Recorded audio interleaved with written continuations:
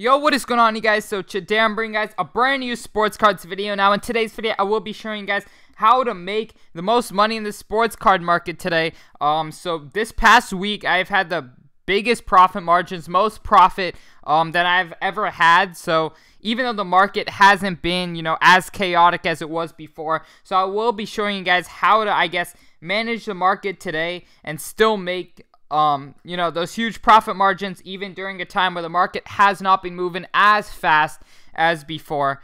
So yeah, without further ado, we're going to hop right into the video.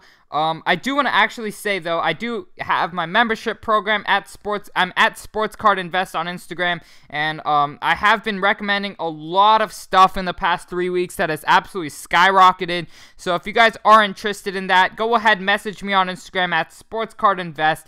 And it is $6.99 for the month or $40 for the year.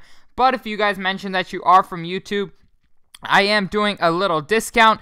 So it will be $5 for the month or $35 for the year. So go ahead and message me on Instagram at Sports Card Invest if you guys are interested in making money with me. I basically show you guys everything I'm buying, when I'm selling, where to buy, where to get good deals, and how much to pay for your cards and when to sell. So if you guys are interested in that, message me. But without further ado, we're going to hop right into the video. So how I've been making money personally is quick flipping. So what I've kind of been doing is moving my money more away from long-term investments and a little bit more into quick flipping. So if you guys see trends, going ahead and picking it up and staying on top of trends, looking at, I've been doing a lot of, comparisons in prices. So what I've been saying is, look, as you guys can see, so the market, in my opinion, it kind of lags. Like, a PSA 10 will go up a ton, the PSA 9 will stay cheap, and then 2 weeks later, the PSA 9 will jump to where it should be. So you can really take advantage of that lag. So for instance, Brandon Ingram, his Panini Prism base card has gone to around $160, and his Optic Holo PSA 9 is sitting at $85, right? So that's around half the price of a PSA base 10. So if we're looking up a more established players card, such as Luka Doncic is a great example, his Holo PSA 9 is going for around $630, I believe. We're going to go ahead and load this up here if this loads. Sorry about this, guys. But this should go ahead and load. I know it's going around $630, I believe. I don't know why. Okay, yeah. So $650, okay. As of 10 days ago. So his Luka Doncic Optic Holo PSA 9 is going for $650, which is more than his base PSA 10. His base PSA 10 is around $600. So on this Brandon Ingram, his Optic Holo PSA 9 has not adjusted its price to match the new market price.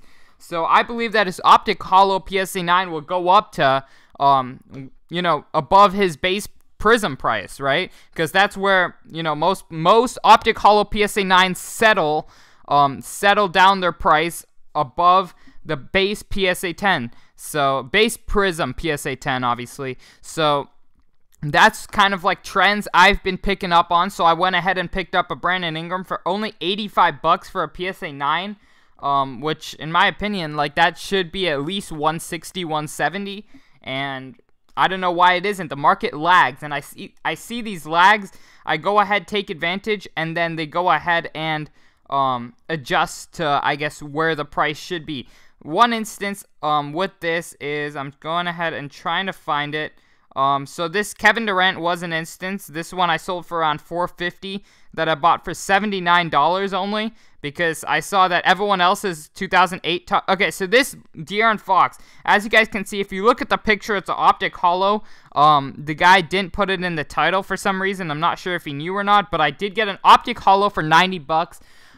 So at the time, his PSA 10 Prisms were going for around $100, and I wasn't understanding why his Optic Holo was going for the same price as his Prism, because if you look at cards, more established cards such as Luka, his Optic Holo PSA 10 is going for well over $2,000. But his base Prism is going for around $600. So I was like, okay, if an Optic Holo is meant to be around 3 to 4 times the price of a base PSA 10, why isn't this De'Aaron Fox Optic Holo $300 to $400? and if his base PSA 10 is $100. So I went ahead and picked this up for $90. The market so far gone to around $250 on them, but I'm assuming they will continue to go up until it reaches that $300 to $400, and then we're gonna go ahead and see. So just looking at, like, not always looking at the base Prism, but kind of trying to find, you know, some underlying, I guess, cards that are underpriced, really. So if my favorite thing to do, honestly, in the card market right now, a card goes up, say Jason Tatum, go ahead and buy his Optic Holos that haven't adjusted the price, because the base Prism's going to be the card that goes up first, and then the rest of the cards will follow. So in the time before the cards follow, such as this Brandon Ingram, his Panini Prisms went up, but his Optic cards haven't, you know, seen the same increase, and they eventually will. I mean, if people are going after Brandon Ingram, all of his cards should increase at a steadily percentage-wise.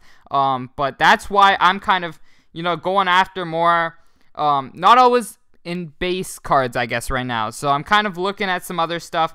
One guy I am kind of going for is Ja Morant, because if you guys don't know, the playoffs are coming back. He's going to be an 8th seed, and they're going to be fighting for a playoff spot. So I really believe he will be playing well. Another guy's Kawhi Leonard. I really like him right now. His PSA 10s have gone up a lot, so I'm trying to find some, like, second-year cards, you know, that haven't adjusted price yet. But yeah, that's pretty much my way of thinking on how to make money in the market right now.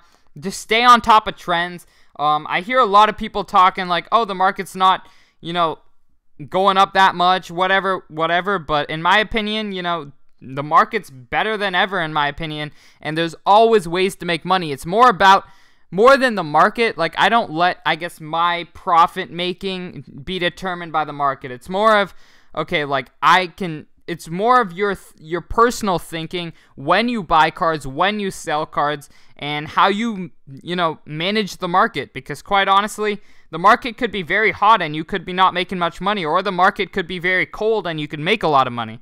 So I think the market will for sure pick up when the games come back, and I really think that you know, now's a great time to get in to cards, and just, you know, be buying out as much as you can, selling this stuff you've made big profits on, and you can move on to, I guess, cards with more of an upside. So that's kind of my advice, my opinions as of now. Once again, if you're interested in my Sports Card Invest membership, go ahead and message me on Instagram at Sports Card Invest, and I'll go ahead and get you guys set up. Other than that, I hope you guys did enjoy. Thank you guys so much for watching this video. And other than that, I'm out. Peace.